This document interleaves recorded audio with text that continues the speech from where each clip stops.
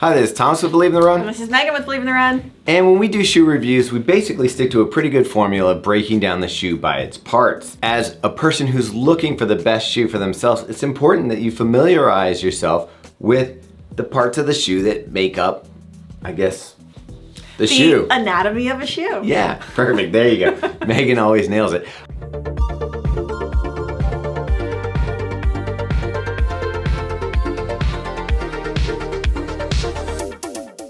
So what we're gonna go over today is kind of just giving you the parts of the shoe so that you understand when we're giving reviews what we're talking about. But sometimes we use fancy words like jacquard, vamp, I don't know, eyelet. Yeah. Maybe things you don't know what we're talking about. So we're just kind of gonna define those in a simplistic way. And what we're hoping is this really sets you up so that when we're going over a shoe, you start to realize what types of uppers you like, what types of midsoles you like, what are the technologies in the shoe that are gonna make a difference in your running. And if you get all that together and we go over our regular reviews or anybody else reviews it, you'll kind of have an idea of what they're talking about. We always start at the top, so what are we gonna start with? We're gonna talk about the upper. So the upper of a shoe, we're talking about the thing that hugs your foot. So usually you put a sock on, over that sock, you got the upper. Now there's parts of the upper, but before we get into that, Meg, what are uppers made out of sometimes? So the main materials they're made out of are knit, mesh, or jacquard. Yeah, right now that seems to be what the shoe companies are working with.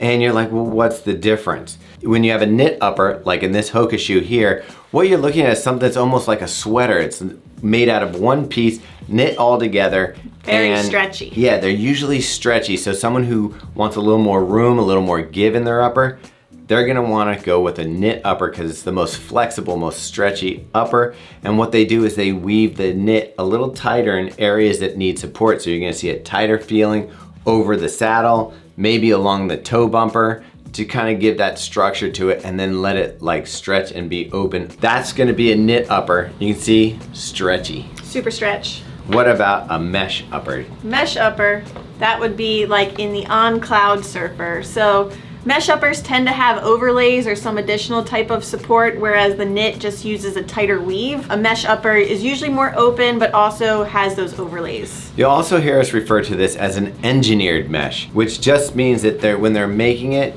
it's hard to tell the difference between a knit that's like kind of knit together and engineered mesh, where you'll see here, there is some closer areas in here, then it opens up here, and then it wraps the foot. And Megan said that it might have overlays. In this particular shoe, you can see they've added in a little bit of extra material here, and then they've done some stitching. In this case, it's a stitched overlay to kind of keep this lacing locked down. And finally, a jacquard. All right, Thomas, what is a jacquard upper? A jacquard upper is similar to a knit and similar to a mesh, but what it does is when it gets closer in here, it has a variable as far as openness and closeness to the knit, and you're gonna see some interesting designs. In this particular one, it kind of has a wave pattern in it, and you can see it's open here, letting the air in, it's very thin, and then it's woven a lot tighter into the sections that need structure. So no overlays needed in this, no extra support really needed. I think that's the closest thing between a knit and a mesh. It's kind of a combo. Yeah. A lot of brands are using this. I think it's an efficient way to get structure in a shoe, have open areas that can breathe, and then structured areas all in one upper. I don't really feel a big difference between a mesh upper and a jacquard upper for me. They're sort of interchangeable. The ones that I really notice are the knits that are a lot more stretchy. Along with the upper, what else do we have here? What holds the foot in place here are the laces and the eyelets, which is just the holes that you lace the shoelaces through. Meg, if you don't know what laces are, we don't know what you're doing here. yeah, we might have to start a lot slower. We'll go slower for you. But the laces here go through the eyelets, which also go through the throat. So a lot of times when we talk about the throat of the shoe, we're talking about this area that can be cinched up over the top of the foot. Now, there's lots of ways to lock that down. When we talk about gussets, the tongue has on the side of it wings basically on either side that lock the tongue in place so it's not gonna shift around. So that's probably our favorite addition to a shoe is having a gusset. Some people with wider feet actually don't like gussets because it can get in the way of their shoe. But before we get onto that stuff and go into the throat again, let's talk about the Vamp, Meg. Yeah, so the Vamp is basically just the toe box. It's the forefoot of the shoe. It's where your toes and the top of your foot hang out, and it's just a fancy term for that. And as long as he's thrown out there, toe box, that's the area that we usually refer to in the front of the shoe. So if we're talking wide where your foot can splay, or if we're talking narrow and it's tight, that's usually the toe box we're talking about. Most of the time for the shoes that we like, you're gonna have a variable size toe box, and then the throat is gonna narrow back in. Now, if you have a really wide foot like our buddy Jarrett, he likes it when the midfoot is also wide because his foot is shaped like a brick. Yeah, and so Thomas kind of mentioned it, but the U throat, which is what he's talking about, is this area right where the laces start. So if you ever hear that term, that's what we're referring to. I doubt we're gonna throw that one out a lot because we'll just say throat. We talked about lockdown, we talked about gusseted tongues. That all happens in the saddle part of the shoe. May, where's the saddle? So the saddle is basically the center where the laces are. Probably where you put a saddle on a horse. Yeah. So think of your foot as a horse, putting the saddle on the top, and it holds it down. All right, so we're seeing less and less of them because they've gotten technology that makes it look less visible, and sometimes they're underlays, but we're talking about overlays. So I pulled out this Adidas shoe here, and you can see. What time frame is this shoe from? This isn't that old, actually. It looks like it's from the past. It is from the past. You've got this overlay, you can see it here. Boop. On there, you can see it back here, and even, believe it or not, the logos here are overlays that help build up the saddle.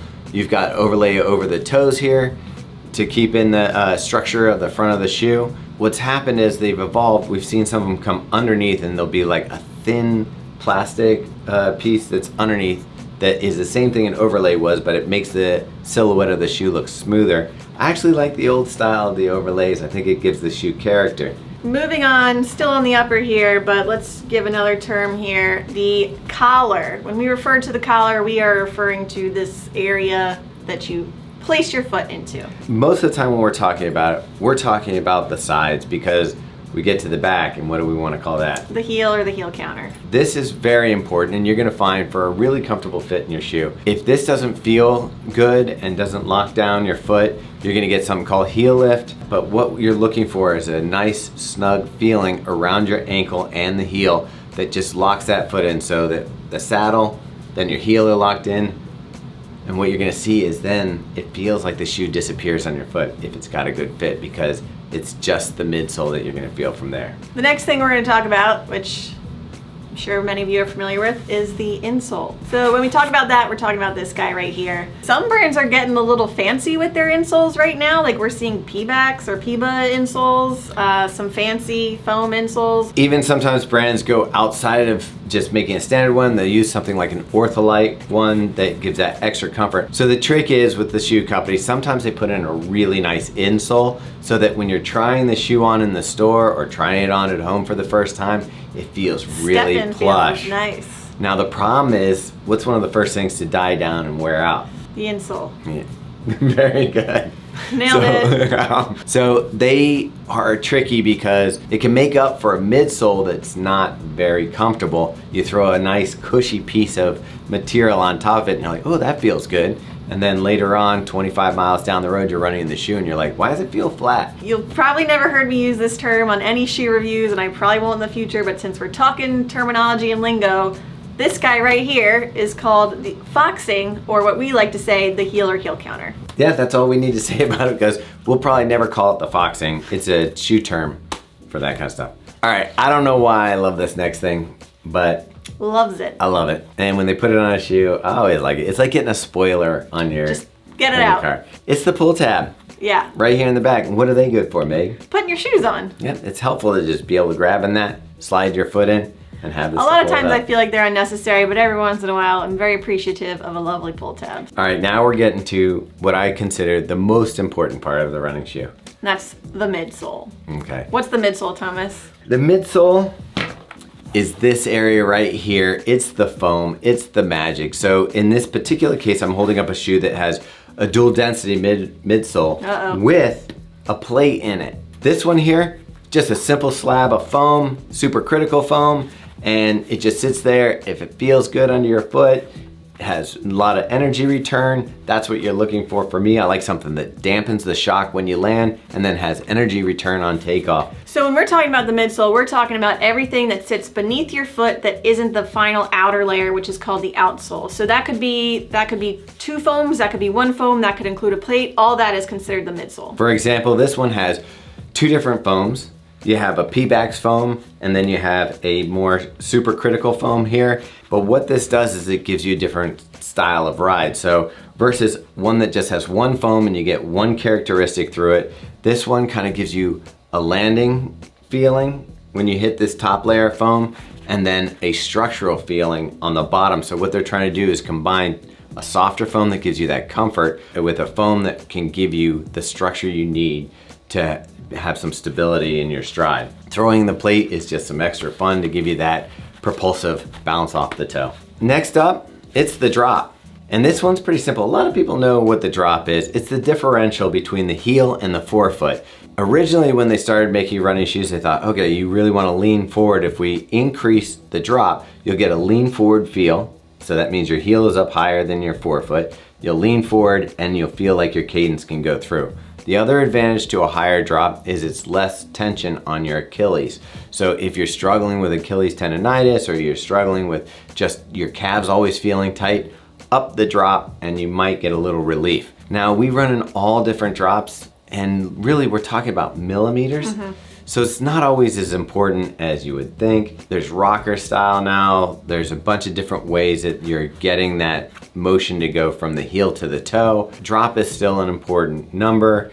And when we measure, like for whether a shoe is legal for the professionals to run a marathon, stack height plays into that. So when you have a stack in the back here versus the front, that's how they measure the drop. Meg, we're on stack height. You love stack height. I do love stack height. So when we're talking about stack height, we're basically talking about from the top of the insole to the bottom of the outsole. So that's everything underneath the foot here. And you're gonna get the highest measurement in the heel, the second highest in the forefoot, and that differential is what Thomas was just talking about, the drop. Yeah, I mean, typically, maybe someday somebody will make one that's a reverse one. Sure. But it doesn't seem like that's working out. The thing that's important to note about stack height is it also is what's lifting you off the ground. Some people like a really nice low to the ground feeling. Most of us now, it seems like, are enjoying higher stacks because the cushion and the materials in the midsole have gotten lighter, so you get more protection underfoot. The other trade-off though is when you're up high like that, if you do twist your ankle, it's a lot farther to fall. Yeah, so when we talk about max cushion shoes, we're talking about those shoes with a lot of stack underfoot. Minimal shoes, we're talking about less cushion, closer to the ground. All right, Thomas, the next term we gotta go over here is durometer. You could exchange this one for squishiness. Or how squishy the foam is. Firmness, or density. It's basically how soft or firm the shoe feels under your foot. In numerical, it's typically between 25C and 85C, and that measures the softness to firmness. We don't typically measure that ourselves here in the studio. We do have a machine that does it, but it tends to be finicky, so we tend to talk about the durometer in our own personal feelings. As a feeling, yeah. Like how soft does it feel underfoot? Usually I'm pretty close to where, like, I'll talk to one of the designers or one of the people in the production of the shoe, and I'll be like, this one feels a little too soft, and they'll throw out a number for me like, oh, that's 45, that's why it feels so soft.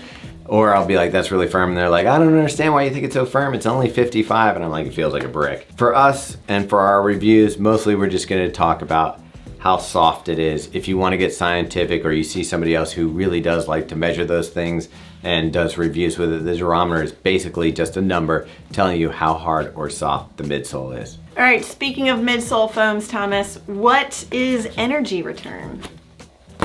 That's energy return, Meg. How bouncy a shoe is. Or just like when you put the pressure onto the foam, how much of that energy comes back into your foot. Yeah, so when we're talking about the carbon plated super shoes, those are the shoes that have the most energy return, the ones that are gonna lift you the furthest and fastest off your feet and hopefully get you that PR that you want on race day. And typically you have to give something up for energy return. So if you're getting a lot of energy return, that means there's air and compression in the foam, and that plate helps propel it off. So if you have that in the foam, typically the foam isn't gonna hold up as well.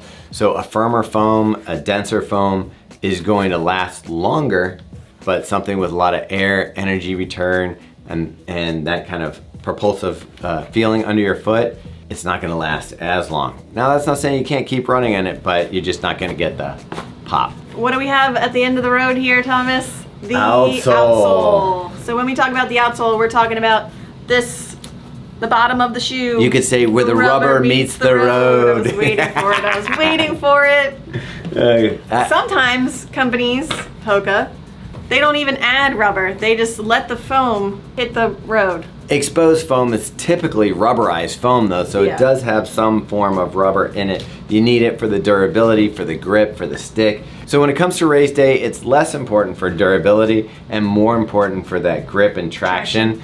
And you're gonna see a different type of rubber bottom on some of these race day shoes.